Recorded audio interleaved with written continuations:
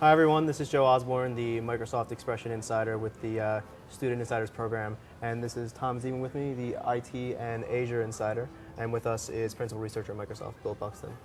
It's a pleasure to have you here. Glad to be here. Since you can assume everyone has seen the keynote at this point, who's watching this right now, we can just get right into it.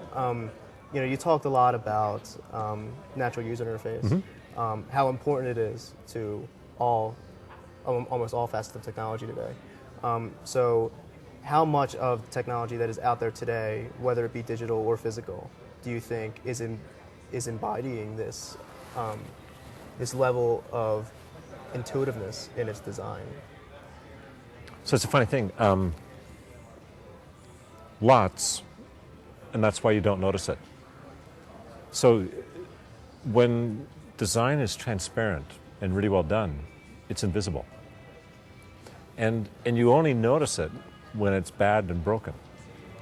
So if I'm kind of joking, but if you think about something like Natal, when your movement causes things to happen, the early version, like the 1.0 version of Natal, is actually the doors in the supermarket that open when you come with your arms full of groceries.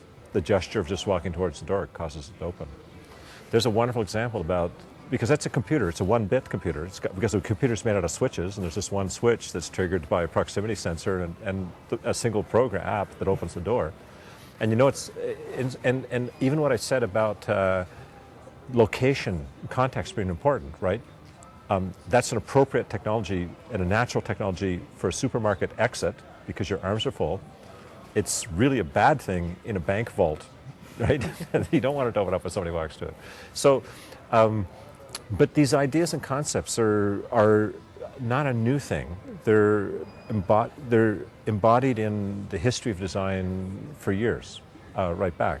And I think that's why I like history so much, is if I have a body of history to draw on, a body of practice, then it means you don't have to start from scratch. You can take that and apply it moving forward and be part of a tradition rather than, as flattering as it might be, or to your ego or whatever like that, to say I'm pioneering a whole new thing. Say, no, I'm just part of something that's got principles, there's lots to learn from, and it's a continuum, but just a new situation to apply the same type of thing. And that's actually more fun and more interesting. And it also reminds us that research is not just about inventing new things, it's about research in the sense of recherche, to search back and re-find. We've forgotten it, because I think a lot of people in the digital technology field think history began with the invention of the transistor, right? And that it's about the technology, and it's not. So do you think there's a certain beauty involved in the idea that designers, much like artists, borrow from one another, or better yet, steal from one another? Well, I prefer to say learn from one another, but certainly there's a borrowing. But by the way, that's also true in science and technology. I think all of the great scientists, they're building on the shoulders of greatness, and it's just part of progress. And by the way, it's not because they're stupid or bad people that technology got where it was. When computing started, the heart of the discipline was computer engineers, technologists, building technology for themselves. And they were perfectly well equipped to deal with the complexities of the technology. And so you start a tradition and a discipline, and it's what I said. Yeah, they improved the technology, so it got smaller, faster, and cheaper. But one of the side effects of that was that computing moved out of these sort of hermetically sealed chambers of the temples of computer science into my my father's home, your grandfather's home. And that changed everything. And so it's not that we were doing things badly. We can always have improved, but it's that the demands are changing because of where computing takes place and who's doing it and what it's being used for. And so that's, and so it's no criticism intended for the technologists, because they made it possible to even have the privilege of being confronted with these problems. That's great, but now we're here. We got to do something about it. Yeah. Do you have any questions? Yeah. Well, I guess kind of, you're talking this morning, and you said that, we have the tools, we have the right tools, and to make the right design. And you just kind of what you said is about how the technologists with computing originally, they were building things to solve their own needs for themselves.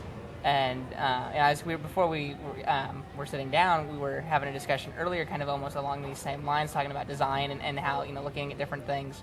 And I guess do you kind of think that in some ways today designers and developers are still doing that, where they're, instead of taking what really needs to happen in terms of a good design, they're more working on what they want for them instead of really kind of solving the need and doing it right?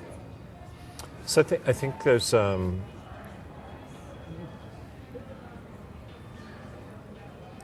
it's really hard to be a good engineer.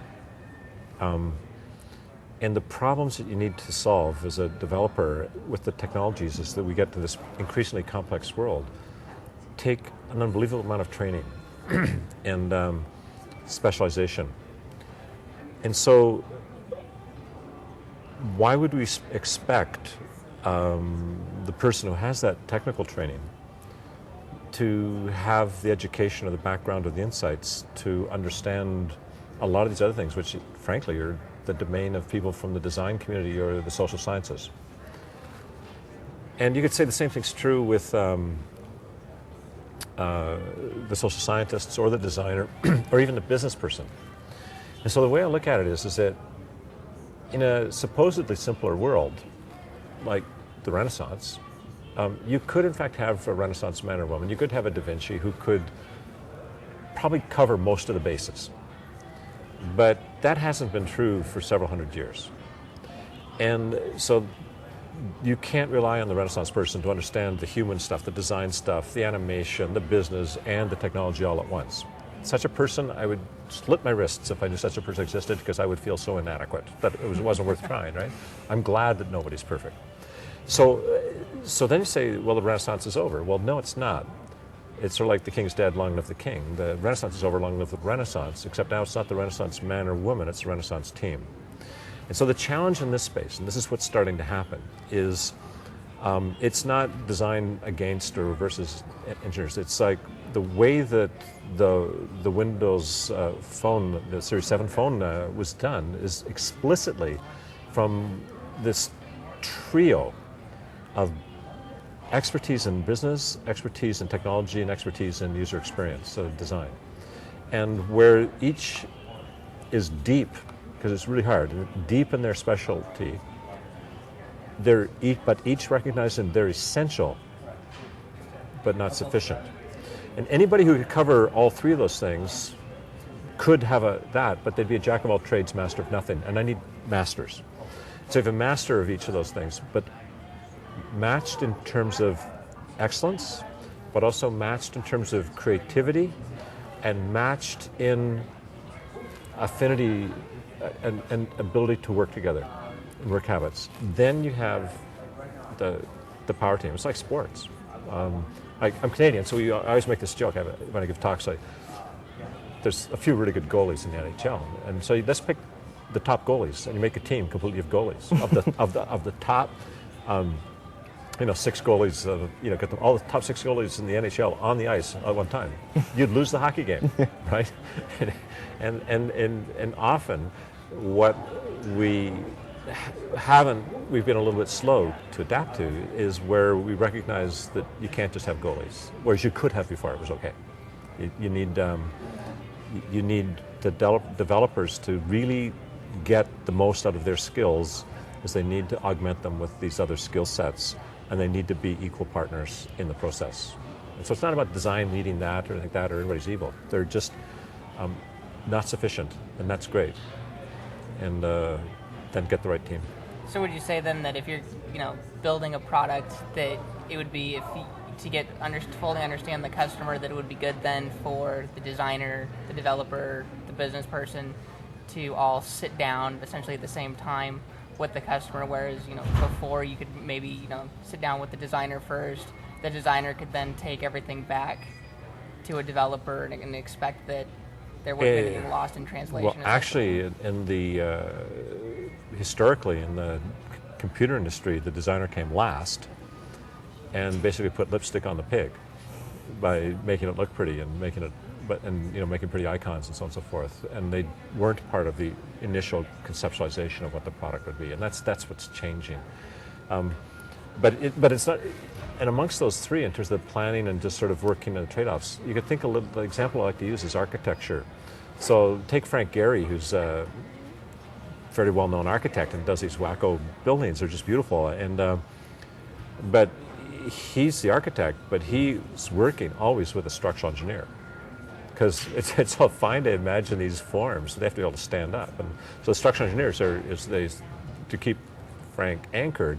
So that. Then there's a business person who has to pay for it. Say, well, yeah, you could keep it stand up, but it costs too much, so how are we going to do that? And you negotiate. There's this whole thing about compromise, and they settle on something that meets the closest compromise that you can get to Frank's vision that will stand up in the most economical way on the engineering side and not detract from the aesthetic, and in a way that the business person it stays in budget and everything makes sense financially, and that might mean adding another floor of stores to the building or something like that for extra retail space to pay for the extra costs to get the vision realized. It's all this give and take, and it's not just those three. I mean, in fact, because if in a building, the structural engineer is not the construction engineer who actually does it. It's a whole other. It's because you can't talk about engineering even. It's a single discipline, much less the product development. And even in UX, there's things you're clearly going to have people out there who, on the phone. We had ethnographers out doing ethnographic studies, sociologists, all kinds, and psychologists in terms of doing tests on all kinds of things to inform the decisions about what to build and how to build it and for whom to build it. And for example, one of the coolest things in the phone is in the Windows Mobile Series 7 phone was the integration, the mashup of the stuff from your social